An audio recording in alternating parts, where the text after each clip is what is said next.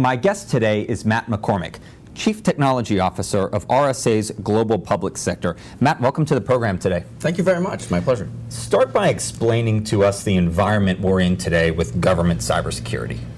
Well, government cybersecurity is not that different than the same challenges the commercial sector is facing. There are some similarities and some differences. One of the problems that everybody is facing is the amount of data. Everybody's holding more and more data, and you see it in the news all the time. Companies with these huge customer databases, and you ask yourself, why are they holding all that information? Government's in the same situation. Government has 100 years of data when you look at some of the large agencies. And the amount of data is just eclipsing some of their capabilities, their security capabilities. And you have a lot of systems that were built in the 80s, 90s. And so we're trying to secure 20-year-old systems against modern security threats, modern hackers, and it's just a real challenge. When you say they're holding a lot of data, and why are they holding that much, what options do they have? So one of the interesting things you see in the commercial world is a lot of the companies have mandatory destruction. So after a certain number of years, unless there's a reason, employee data, customer data is actually destroyed. And that eliminates some of the threat that company would have. Obviously, there are retention requirements. The government has different retention requirements, sometimes 7 years, sometimes indefinitely.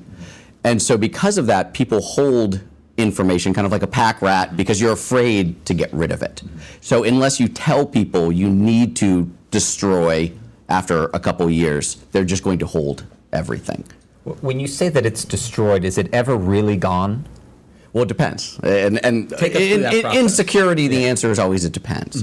And so when you talk about destroying data, obviously, people will reference certain agencies and certain things that have been in the news.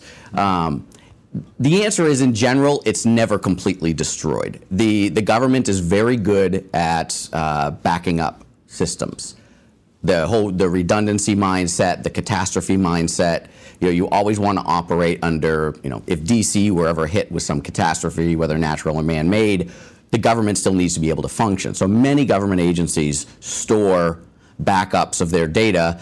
Typically you want to do in a different power grid, and if you're on the east side of the Mississippi, the general rule is go to the west side of the Mississippi.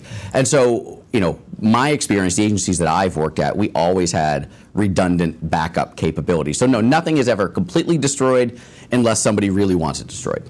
But if it was destroyed, it would just take a little bit of an effort to get it back. You would have to look in some different places. And it's the same thing on your home computer. When you go through and hit delete on a file or an email, if you're not using a web-based email, it's not gone. The only way for it to be gone is to overwrite the sectors on the hard drive. So it's the same rules apply to your home PC or your home Mac as apply to the government. Lots of people hit delete, they believe it's gone, it's not gone. Let's get into some of the similarities and differences a little deeper between private sector and government. So I think a computer is a computer, data is data. One of the primary differences is why the data is being kept, how it's being used. What you're seeing now is you're starting to see the government do some of the things that the private sector does, the concept of data mining, the ability to start doing specific analysis of individual people. The same way when you go to the grocery store and you put in your phone number and you get a couple cents off your bill, the grocery store now knows what you buy on what day you buy it. It's the concept of being able to data mine and dig through that data to find out specific information on people. So the government is starting to do that to, everything from, predicting weather to, the Census Bureau figuring out the patterns of migration. So the government is getting better with their use of data like the commercial sector. But one of the challenges is the government has a lot of IT systems and IT capabilities that have been around for a long time. So if you look at a lot of commercial companies today, they may have only been around 10 years, 2 years, 3 years. They don't have 40 years of legacy IT that they're supporting. And so because of that, you see a lot of companies that are more nimble. They don't have the overhead, whereas a lot of these federal agencies have a very traditional IT infrastructure with a lot of older systems. And the government's trying to upgrade some of those, but it's a challenge because of the sheer size of a lot of these. And I think you're seeing even with an agency like TSA, where they're trying to use as much data as possible to expedite the process of getting people through the airports and sort of building off of what they already have, right? Correct, correct. And one of the challenges in the world of data is too much data. So, we say in the cybersecurity world, we use a lot of threat intelligence. So basically, we want to know, is there, viruses or malware coming out of a certain part of the country or the world? And then we try to go through that data and find the needle in the haystack. Well, the problem is we have too much hay. And the same thing in data.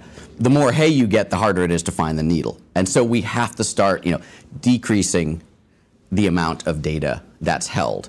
And then if you look at commercial America, you see a lot of companies that you're like, gee, I've never done business with that company. Why do they have a file on me? Because you'll get a letter in the mail saying, unfortunately, we were recently breached, and you were in our customer database, and you're like, I don't even know who you are. Why do you have my data? Well, because in commercial America, people buy and sell data all the time.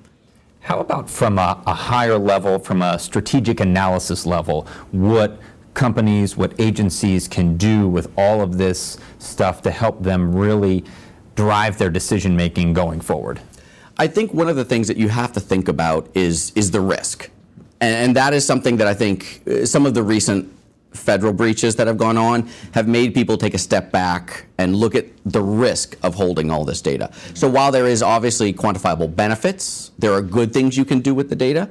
There's also bad things that can happen with the data. And I think a lot of people are starting to do that sort of analysis, which is, it's good and there are benefits, but do we really need all of that information? Because when you are breached, you realize very quickly that you have a lot of stuff that's going on. And so because of that, people are making strategic business-based decisions. What do I want my employees doing? Can my employees be working at home, or do they need to be in the building? There's a lot of human resources type decisions you can make based on the quality of your IT. And here in DC, you see that a lot, where a lot of federal employees are allowed to telecommute on certain days. And they can do that because their IT infrastructure supports working from home, but you don't want them working from Starbucks.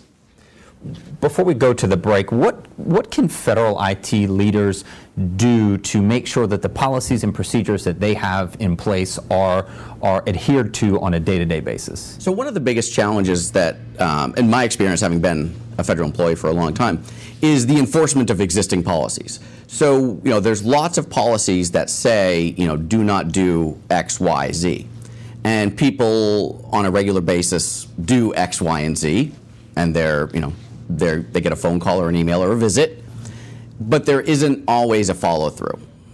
And so because of that, you have to have the perception, and people have to understand that if you do violate certain IT or security protocols, that there is and I don't want to use the word penalty, but that there is a consequence. And I think oftentimes people overlook that phase because they say, well, we want to be a friendlier agency, we want to be a warmer and cuddlier agency. But some of those actions significantly expose the agency to some very bad things. And some of that follow-through isn't there. Let's pick up with that whenever we come back. Okay.